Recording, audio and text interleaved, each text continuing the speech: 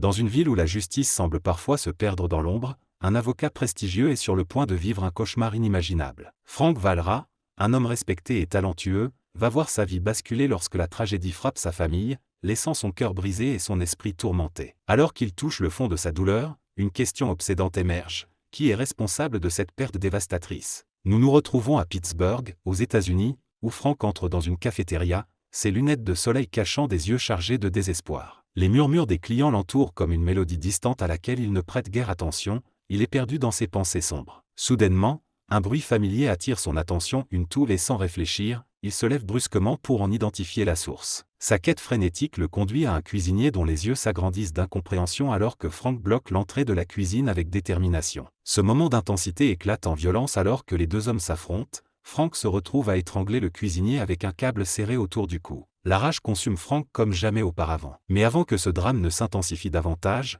nous plongeons dans le passé pour découvrir comment cet homme respecté a été transformé par la douleur. Dans une salle pleine d'avocats brillants lors d'un buffet élégant, nous voyons un Frank différent, impeccablement vêtu et absorbé par son travail acharné. Il partage des réflexions sur sa vie quotidienne où chaque mot prononcé semble insignifiant comparé au doux « je t'aime » qu'il chuchote chaque nuit à sa fille Olivia et à sa femme Sue avant de sombrer dans le sommeil. Ces instants volés sont tout ce qui lui reste maintenant qu'une ombre plane sur leur mémoire. Alors que nous explorons ces souvenirs précieux et cette spirale descendante vers la colère et la vengeance qui attendent notre protagoniste au tournant, nous comprenons que derrière chaque acte viol se cache une histoire profonde de perte et de désespoir incommensurable. Nous nous déplaçons ce soir vers un théâtre, un lieu vibrant d'excitation et d'anticipation. C'est la grande soirée de présentation pour la fille de Frank, Olivia, qui va briller sur scène lors d'un spectacle de talent pour enfants. L'adrénaline monte alors qu'il se promet à elle, avec une ferveur palpable dans sa voix, qu'il sera là pour la soutenir. Mais le destin a d'autres plans en réserve. En tant qu'avocat aguerri, il sait que le temps est son ennemi,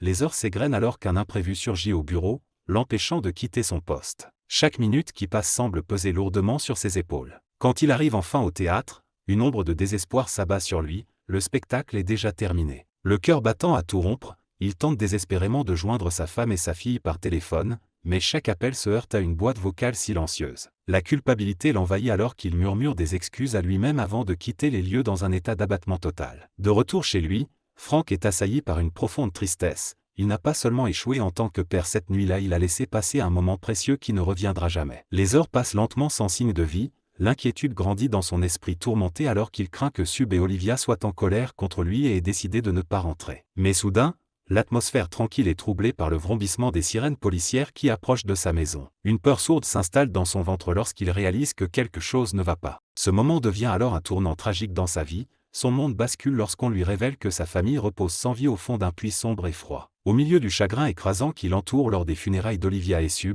la douleur atteint son paroxysme lorsque son beau-père se jette sur lui avec une rage dévastatrice. Les mots deviennent des poignards acérés. Chaque accusation lancée contre Frank résonne comme un écho lugubre dans son esprit tourmenté. Comment peux-tu vivre avec toi-même? La honte et la culpabilité s'entrelacent alors qu'il se retrouve acculé par les reproches justifiés du père en pleurs. Plongé dans un abîme sans fond fait de souvenirs douloureux et de regrets incommensurables, Frank cherche refuge dans l'alcool, une tentative désespérée pour étouffer ses pensées sombres. Ses rencontres sporadiques avec le détective chargé de l'enquête sont teintées d'une tension palpable. Chaque mise à jour sur le cas n'est rien moins qu'une promesse inachevée. Le détective évoque des indices troublants, des fibres dorées retrouvées sur les lieux du crime et des rumeurs concernant la mafia russe opérant dans cette zone sinistre. Cependant, ces pistes semblent futiles face à l'immensité du vide laissé par la perte tragique d'Olivia et Sue.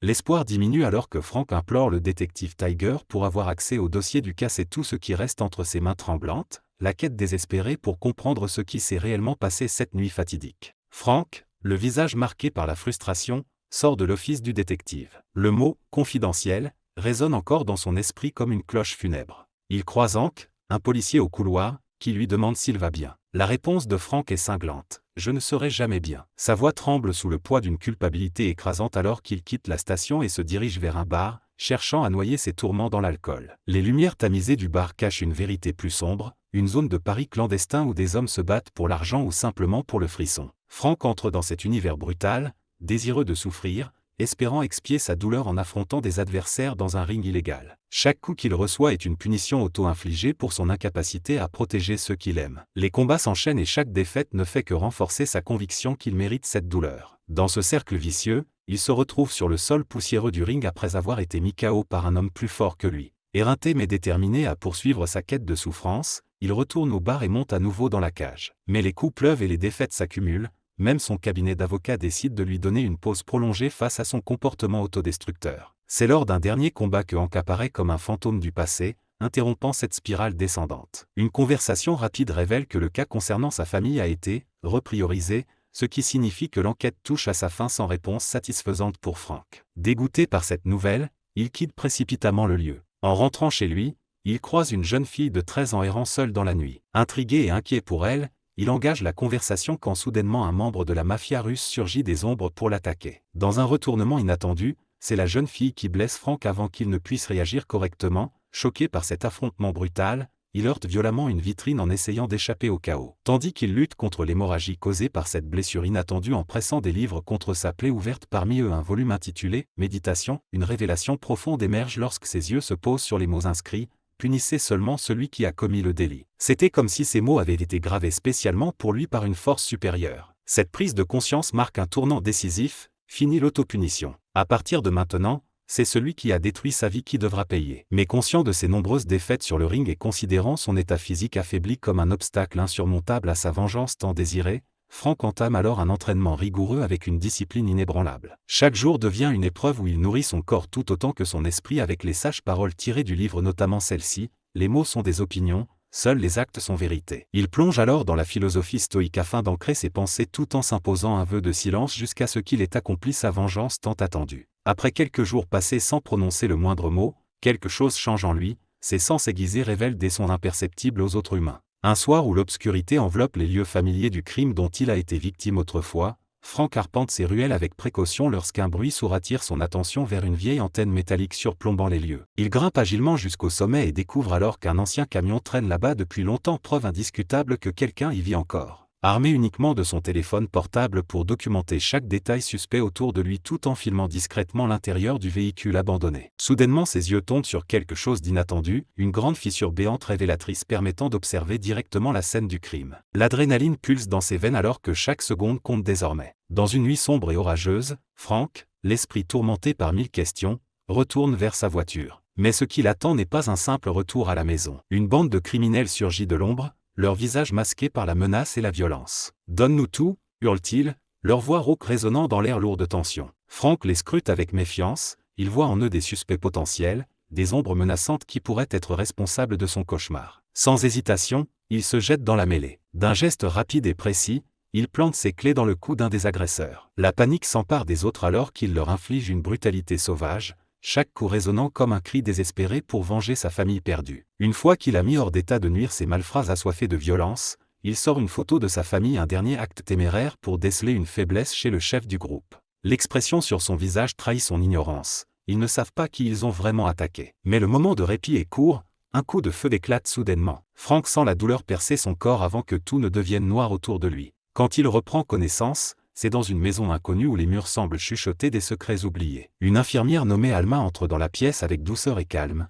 Elle explique qu'elle a pris soin de lui pour arrêter le saignement inévitable qui aurait pu mettre fin à son existence tragique. Pourtant, Frank reste silencieux comme une tombe, se contentant d'un hochement de tête avant d'échapper à cette prison improvisée. À l'extérieur l'attend le même chien berger allemand qui avait observé les événements précédents avec curiosité. Le regard intelligent du chien semble comprendre bien plus que ce que Frank peut exprimer en mots. Il décide finalement d'adopter cet animal comme compagnon fidèle alors qu'ils retournent ensemble chez lui. Dans le bureau d'enquête où les avocats s'affairent autour des preuves éparpillées sur leur table comme des pièces d'un puzzle complexe, un détail attire leur attention, sur une photo prise lors du drame, la fenêtre du véhicule est légèrement ouverte malgré la pluie torrentielle ce jour-là. Quelque chose cloche ici. Un coup à la porte interrompt leurs pensées, c'est Alma qui revient avec sa portefeuille oubliée dans cette maison mystérieuse où elle l'a soignée plus tôt. Elle en profite pour insister sur le fait qu'elle pourrait encore aider à guérir ses blessures physiques et émotionnelles. Touché par sa compassion sincère mais méfiante face aux intentions cachées derrière ses gestes amicaux, Frank finit par laisser entrer Alma. Alors qu'il caresse son nouveau compagnon canin sur ses genoux pensant à tout ce qu'il a perdu et gagné en si peu de temps, il remarque quelque chose d'étrange.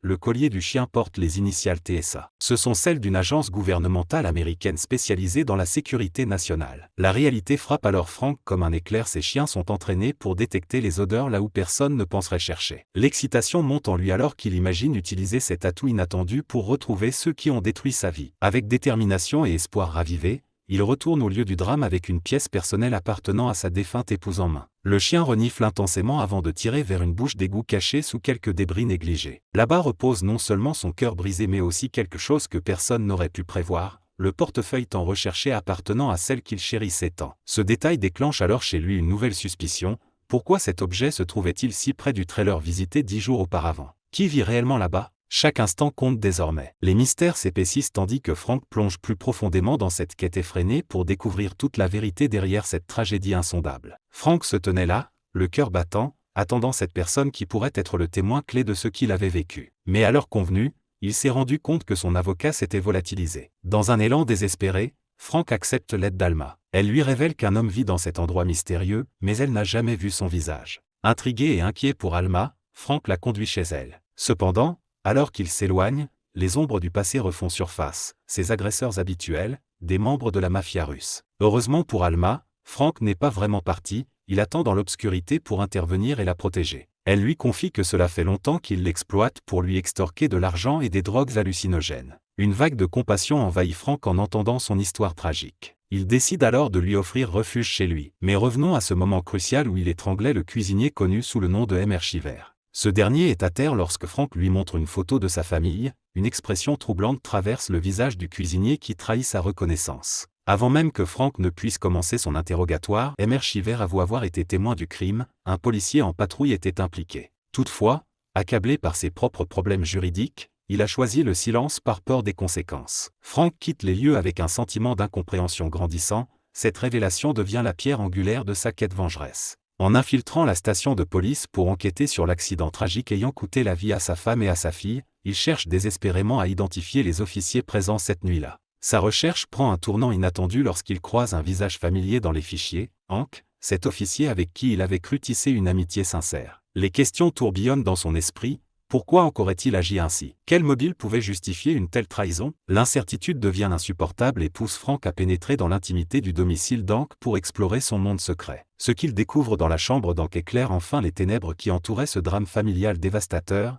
Bien que cela ne justifie en rien le meurtre odieux commis par Hank, cela révèle les raisons qui ont pu transformer un homme en assassin impitoyable. Avec cette certitude brûlante en tête, Hank est bien celui qu'il doit faire payer. Commence alors une revanche soigneusement orchestrée par Frank. Il laisse une note menaçante sur le pare-brise d'Hank. « J'ai quelque chose qui t'appartient. Si tu veux le récupérer vivant, viens me retrouver au vieux entrepôt où tout a basculé. » Sans hésitation ni remords, Hank se rend au rendez-vous fatal où il trouve déjà Frank attendant dans l'ombre. Un échange tendu débute entre eux.